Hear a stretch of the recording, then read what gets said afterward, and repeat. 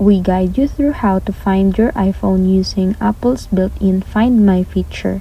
So first, unlock another Apple device that signed in with your Apple ID, or open any web browser and go to iCloud.com.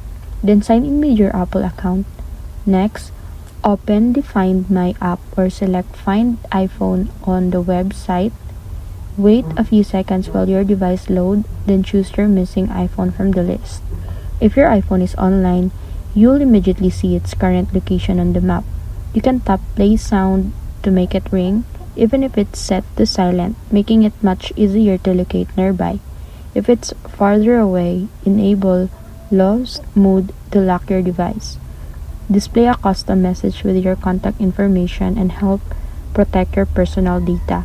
If you believe your iPhone has been permanently lost or stolen, you can choose Erase iPhone to remotely delete all your information, but only use this as last resort because you won't be able to track it afterwards. If your iPhone appears offline, don't worry. Find My will show its last known location, and you'll receive notification as soon as it comes back online.